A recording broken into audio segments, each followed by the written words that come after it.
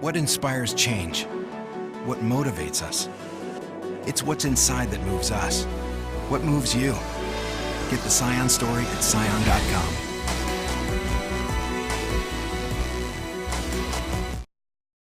The pattern of behavior is clear, and that's every time the governor wants to pay for priority obligations for the people of Guam, the Democrats come against it, and it's really puzzling to me, and I can't think of a solution to solve this issue really except to not re-elect those Democrats. Nobody elected me senator to be a rubber stamp to a governor or any governor, and certainly it's within our right to ask these questions. Democrat Majority Leader Senator Roy Respicio is questioning the recent announcements from the Calvo administration. The governor's office yesterday announced that there is an additional $15 million in Section 30 money, and almost immediately the Republican minority introduced 4 bills that would appropriate this money to various things, including $9 million for tax refunds.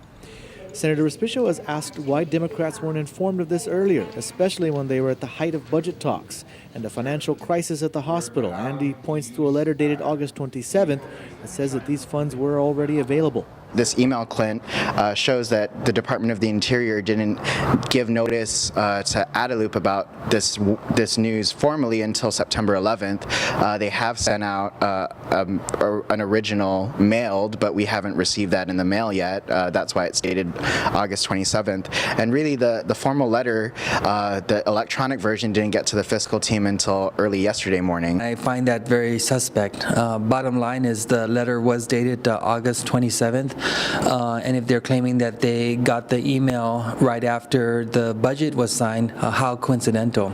Senator Respicio also says it's a strange coincidence that the Republican minority was able to produce 4 pieces of legislation to spend the money almost immediately after the administration says they received confirmation of the money.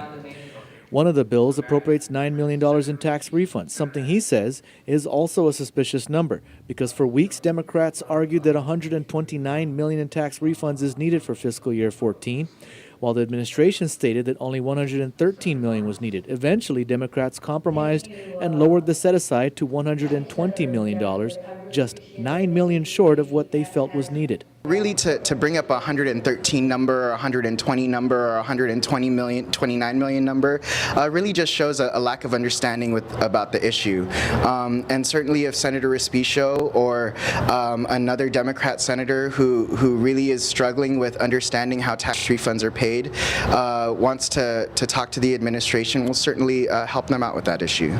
We asked Governor's spokesman Phil Leon Guerrero to explain the need for the $9 million tax refund appropriation to us, and he says it's for this fiscal year and not for next fiscal year. The 120 is for next fiscal year, this is for this fiscal year. So by talking about next year's numbers to object to this year's payments just really demonstrates clearly to us exactly how little of a grasp they have on this issue.